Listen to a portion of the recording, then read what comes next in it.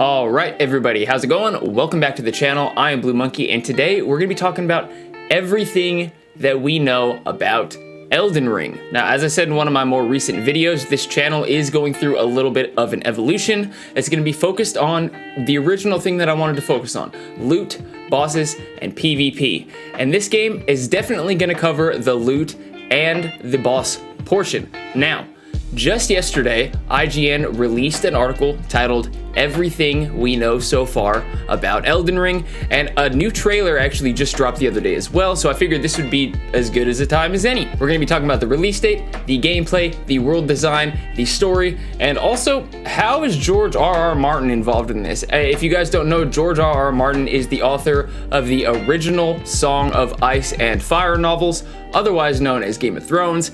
Yes, he is taking part in this game, and we'll get into that in just a second. Before we start, guys, wanted to remind you that leaving me a like on the video does help the channel out a ton. And if you want to see more videos just like this in the future, be sure to subscribe and hit that notification bell. Without further ado, let's get started. So I think this quote right here is a perfect way to start off the video. Hidetaka Miyazaki sat down for an interview with IGN to go even deeper on the gameplay, the story, and what sets Elden Ring apart from the Souls series, Sekiro, and Bloodborne. Now, if you guys don't know, Hidetaka Miyazaki is the game director for this game and was also responsible for the games that I also just mentioned. So, as far as release date, January 19th, 2022. Everybody keeps throwing around next year, which makes it seem far away, but it's literally coming right at the beginning of the year, or at least it's planned to. It's gonna be releasing on PC, the Xbox Series, as well as PlayStation 5. But don't worry, for those of you who just have a PS4 or an Xbox One, not to worry, because they are making versions of this game for those consoles as well that are adapted for the last gen hardware. Now, unfortunately, if you just have a Switch and you have a desire to play this game, I am just gonna go ahead and put it out there and say that it's probably time to grow up and get one of the big boy consoles. So as far as gameplay, guys, it's going to be essentially built off of the massive success of From Software's past successful games, i.e. Bloodborne and Dark Souls. So it's gonna be mostly melee combat. You're gonna have your dodges, you're gonna have your parries. There is a kind of weird spear bazooka type of weapon that they showcased in the trailer very briefly. But I think it was GameRanks that said that it's actually pretty badass and does work pretty well with the game. So we'll just have to see how that plays out. So this is the weird part. It says you're actually able to freely interchange skills between a large variety of weapons. He also mentioned that there are something like 100 skills in total, and there will be surely no shortage of different weapons in the game. Factoring in magic abilities as well, Miyazaki suggests the build customization is going to be even richer and even more varied than before. So honestly, I'm not sure how this is going to work out. Usually in games like this, you know, the weapon that you're carrying is going to determine what type of skills and abilities you have access to. So I'm not sure what these restrictions are going to be. Obviously, you're not going to be able to like do some type of jab move with a warhammer, for example. So there's bound to be some type of restrictions, but by and large, you're gonna have a lot more customization options as far as not only how you want to kit your character, but also on top of that, how you want to kind of formulate your abilities in your build. And you can see in the trailer that, I mean, there is tons of different types of weapons. I mean, we saw some like Wolverine claws, we had something that looked like a lance, swords and shield. There was a brief moment where you could see a giant warhammer, and just the enemy variety as well, and the design of these. So not only, like I said, not only is there a wide variety of different types of enemies, which should all come with their own unique kind of enemy toolkit, different combat mechanics and such like that to give the gameplay a little bit more variety. But also on top of that variety, the detail and the artwork and just the design of these enemy characters looks so freaking cool. I don't think there's a gamer out there, even if you don't tend to play fantasy games, you look at this enemy design and be like, damn, that's fucking badass. And I guess combat in general is gonna be a little bit more open-ended as well. You're gonna have some stealth-like options. You have the option to go hunt down and collect enemy spirits, which you are able to summon to fight by your side while you're in combat. The game also does have cooperative play, so don't worry about that. As far as how you get around the world, there's gonna be a fast travel system, but you're also gonna have mounts. Now, this world that they're designing is a lot less linear than the past games that they've put out for us. And then I like this quote here as well. And for those of you who hate not being able to get over a 2-foot tall obstacle, your character will also be able to jump. Thank God. So a big worry that some people are having is that, you know, with the Soulsborne games, it's kind of scary to go out and explore, because if you die, you lose all your XP and you got to go track it down, or just call it a wash, quite frankly. So with the way that this world is designed, it's a lot bigger, it's a lot more open, and to encourage you to kind of go out and explore that world in ways that you wouldn't have with the other Soulsborne games. There's going to be gathering and on-the-fly crafting, as well as just some other ways that you're able to heal yourself so that you don't feel like that expedition is something that's just not worth doing. They want you to go out and explore like that. So let's talk about world design. Here's another IGN quote. Elden Ring will take place in the lands between, a vast area to explore. You'll start in a linear opening area, presumably to set up the story and explain the game mechanics, but then it will broaden. Now, it looks like they're not so much focusing on the dark, creepy aesthetic that you've seen in the past couple games. We're getting a lot more variety here as far as scenery. I mean, mountains, swamps, castles, catacombs, forests, plains, all sorts of different types of environments. And I guess the world is broken up into 6 domains that are each going to be ruled by a demigod. So is this going to be a linear story?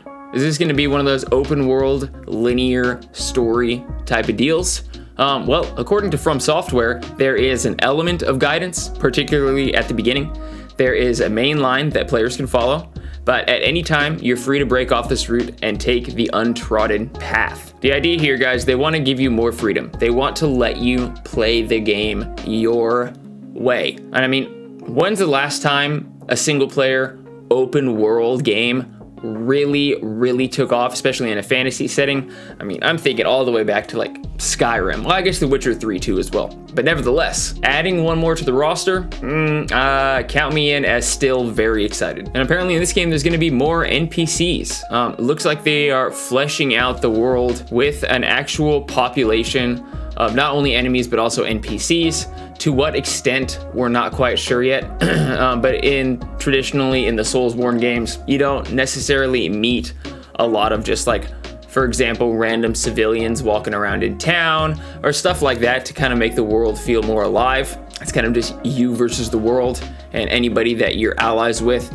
serves a specific purpose in the game. But it seems like here, pertaining to world building, they're going to be kind of fleshing out that area to feel more alive and just lived in. And I'm really just not trying to reread this article back to you. I do have another quote though, because it's put really well here. It says, players will take the role of a tarnished, part of a population that had long ago lost the grace of the Elden Ring and the Erd tree, which symbolizes the presence of the Elden Ring.